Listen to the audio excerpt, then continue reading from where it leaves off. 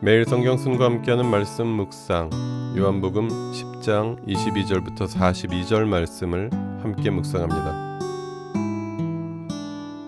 예루살렘은 성전 봉헌절이 되었는데 때는 겨울이었다. 예수께서는 성전 경내에 있는 솔로몬 주랑을 거닐고 계셨다. 그때의 유대 사람들은 예수를 둘러싸고 말하였다. 당신은 언제까지 우리의 마음을 졸이게 하시렵니까? 당신이 그리스도이면 그렇다고 분명하게 말하여 주십시오. 예수께서 그들에게 대답하셨다. 내가 너희에게 이미 말하였는데도 너희가 믿지 않는다. 내가 내 아버지의 이름으로 하는 그 일들이 곧 나를 증언해 준다. 그런데 너희가 믿지 않는 것은 너희가 내 양이 아니기 때문이다. 내 양들은 내 목소리를 알아듣는다. 나는 내 양들을 알고 내 양들은 나를 따른다. 나는 그들에게 영생을 준다. 그들은 영원토록 멸망하지 아니할 것이요 또 아무도 그들을 내 손에서 빼앗아가지 못할 것이다. 그들을 나에게 주신 내 아버지는 만유보다도 더 크시다. 아무도 아버지의 손에서 그들을 빼앗아가지 못한다. 나와 아버지는 하나이다. 이때의 유대 사람들이 다시 돌을 들어서 예수를 치려고 하였다. 예수께서 그들에게 말씀하셨다. 내가 아버지의 권능을 힘입어서 선한 일을 많이 하여 너희에게 보여주었는데 그 가운데서 어떤 일로 나를 돌로 치려고 하느냐?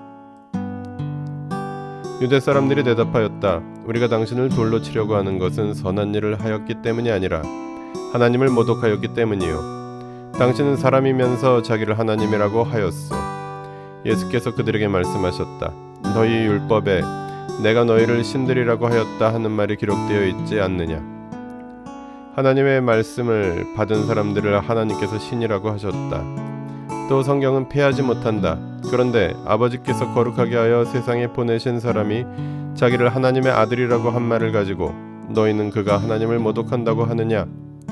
내가 내 아버지의 일을 하지 아니하거든 나를 믿지 말아라. 그러나 내가 그 일을 하고 있으면 나를 믿지는 아니할지라도 그 일은 믿어라. 그리하면 너희는 아버지께서 내 안에 계시고 또 내가 아버지 안에 있다는 것을 깨달아 알게 될 것이다. 그러므로 그들이 다시 예수를 잡으려고 하였으나 예수께서는 그들의 손을 벗어나서 피하셨다. 예수께서 다시 요단강 건너쪽 요한이 처음에 세례를 주던 곳으로 가서 거기에 머무르셨다. 많은 사람들이 그에게로 왔다. 그들은 이렇게 말하였다. 요한은 표징을 하나도 행하지 않았으나 요한이 이 사람을 두고 한 말은 모두 참되다. 그곳에서 많은 사람이 예수를 믿었다. 22절부터 39절에서는 성전에서 유대인들이 예수님을 돌로 치려고 하였습니다. 유대 사람들이 예수님이 그리스도시라고 분명히 말해달라고 요청하자 예수님께서는 자신이 영생을 주는 참된 목자이시며 예수님과 아버지는 하나라고 말씀하셨습니다. 그러자 유대인들은 다시 돌을 들어서 예수를 치려고 하였습니다. 예수님께서는 그들의 불신앙을 책망하시고 그들을 떠나셨습니다.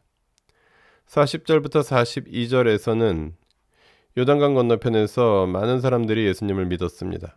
예수님이 예루살렘을 떠나서 가신 요단강 건너편에는 그곳에서 세례를 주던 요한에게서 예수님에 관한 증언을 이미 들었던 많은 사람들이 예수님을 믿었습니다. 본문을 통해 무엇을 깨달을 수 있을까요? 주님을 사랑하는 참된 지식. 본문의 유대인들은 예수님이 그리스도인 것에 처음부터 전혀 관심이 없었습니다.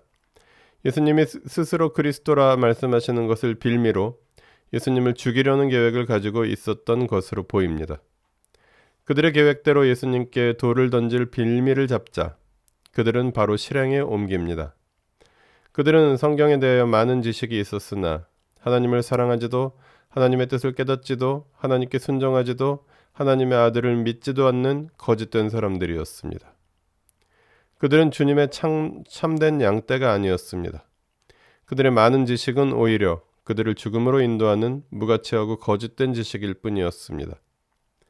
하나님 나라의 백성은 주님을 사랑하는 참된 지식에 근거하여 자신이 살아가는 시대와 지역에서 주님을 믿고 따르는 사람들입니다. 본문을 어떻게 삶에 적용할까요? 중심부가 아니라 변방에서. 신앙의 중심부였던 예루살렘, 그것도 성전에서 예수님은 계속해서 배척을 당하십니다. 중심부의 유대인들은 성경을 많이 알았지만 정작 예수님을 그리스도로 인정하지 않고 예수님을 죽이려 하였습니다.